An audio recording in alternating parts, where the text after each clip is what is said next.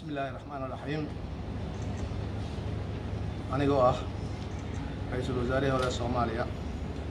علي محمد جيدي أهنا هجامية حسب الوطني الصوماليات عن مناسبة أنو هذا مصيبة قرن الطبيعية كدلتي فتحات وبيج شبه قبل كهيران gaarahaan magaalada Beledweyne sida aan la socono qoysas Soomaaliyeed aad u fara badan oo u badan maato ayaa ku waxyeeloobay fatahaadda webiga ayaa guryahoodii ku burbureen hantidoodii ku baaba'day naftooduna khatar ku gashay gurmad ay u sameeyeen maamulka gobolka iyo bulshada ku nool deegaanka ayaa ka badbaadiyay inta badan dadka magaalada waa laga saaray janta kundishe meesha la yiraahdo iyo algaal iyo areadaas ayaa dadka la geeyay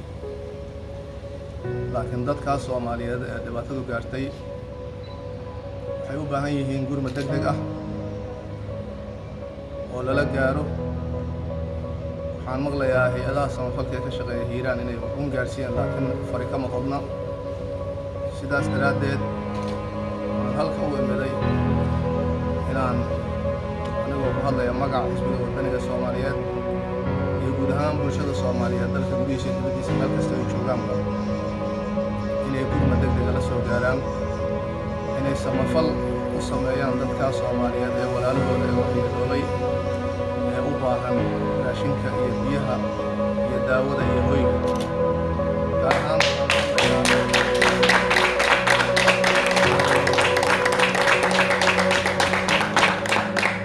gaar ahaan waxaan u baaqayaa dawladda federaalka Soomaaliyeed inay la gaarto gurmad degdeg ah inay awoodda saarto in ummadda Soomaaliyeed loo gurmado lana gaarsiiyo baahida ugu daran ee maanta haysata waan la soconaa in guddi heer wasiiraha loo magacaabay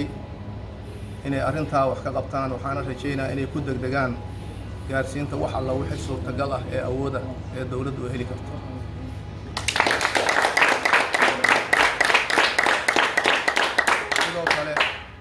baaqayaa shirkadaha ganacsatada waaweyn ee dalka oo qaybaha kala duwan ah waxaan u baaqayaa jaamacadaha dalka ka furan hogaankooda iyo maamulkooda iyo ardada iyo shaqaalahaba iyo macallimiinta in qof kasta waxay awoodi karta $1 ha ahaatee in la urursho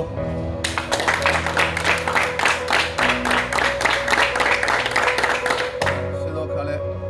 jaaliyadaha Soomaaliyeed dalka dibadiisa jooga inay iyaguna u istaagaan inay dowrkooda ka cayaaraan badbaadinta ummadda Soomaaliyeed ee dhibaatadu gaartay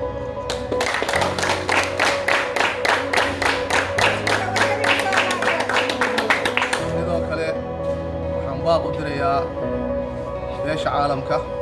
gaar ahaan hay'adaha samafalka caalamiga ah inay iyaguna la degdegaan gurmad wixii ay gaarsiin karaan ummadda Soomaaliyeed ee dhibaatadu gaartay waxaan rajaynayaa hay'adaha samafalka wadaniga naftirkooda iyo bulshada rayidka ee Soomaaliyeed iyaguna ay dowrkooda cayaaraan wax kasta oo aan awoodi karnaa inaan jeebkeena gacanta gelino si walaalaha Soomaaliyeed dhibaatadu gaartay loo badbaadiyo waxna loogu taqabto aad iyo aad u mahadsantihiin.